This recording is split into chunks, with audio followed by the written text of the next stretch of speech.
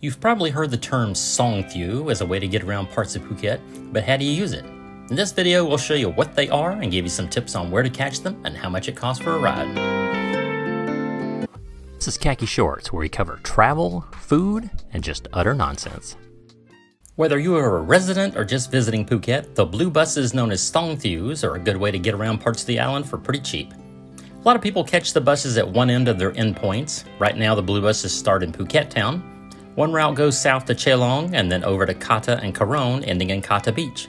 The other route starts in Phuket town and ends up in Patong Beach. There are also pink Songthaews that travel different routes around Phuket town, but we're only going to cover the blue routes today. Although there's not an official bus stop in Phuket town, the buses will congregate along Ranong Road near the 7-Eleven just west of the traffic circle. Look on the sides or front of the buses and it'll tell you which route will be taken, either Kata Karon or Patong. Just climb aboard and take a seat. The buses usually leave on the top and bottom of the hour. Don't worry about paying, as you'll do that when you exit the bus or if the driver comes around during the ride. Right now, end to end is posted as 40 baht, although we've had friends say they charge them 60. Today we're going to catch the bus near Chelong Circle and take it north to Central Phuket Mall.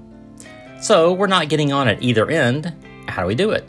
We like to find a spot where there's some room for the driver to pull over a bit. We usually catch it near our favorite boat noodle place, as there's a merge lane and there's room for him to pull over. Once we see the bus coming down the hill, just step out where you can be seen and put your arm out. Usually if the driver sees someone waiting, they will honk their horn to give you time to react and let him know to pull over.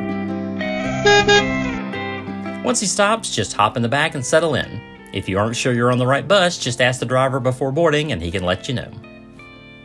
The buses are not standard. They can be different types. Some have open sides that have plastic shades that can be pulled down in case of rain, and others have glass windows you can open or close. Some are taller inside, and others are shorter. Trust me on the shorter part, I've busted my noggin at least once trying to find a seat. From here, just sit back and enjoy the ride, albeit a bumpy one. These things are not built for comfort. Do keep an eye out for where you are. If I'm not familiar with the area, I like to keep Google Maps open on my phone so I can tell where I am. If you need to get off somewhere, they'll have these handy buzzers located throughout the bus. Sometimes they're on the sides and sometimes on the ceiling. Just give it a nice long push and the driver will pull over at the nearest safe spot.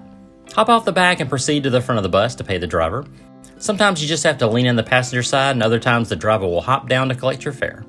In this case, we disembarked at Central Phuket Mall. We just walked up into the parking and drop-off area to enter the mall.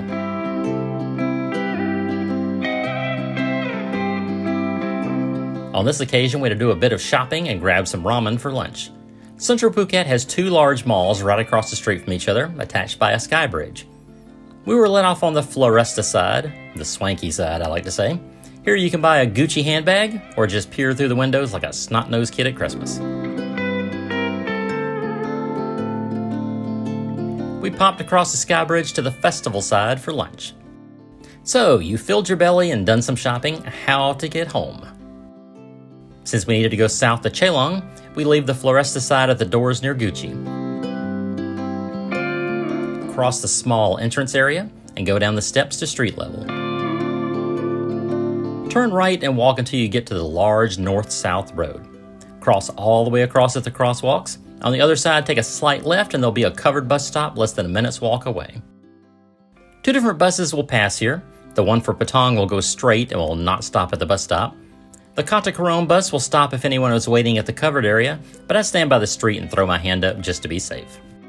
After boarding, we'll settle in for the 20-minute or so ride to Chelong. After the traffic circle, we'll hit the buzzer again and pay the driver after getting off. Then we'll have to play Frogger to cross the road to get back to our current condo. Thanks everyone for watching. Hope this helped you understand the Songthaew system a bit better.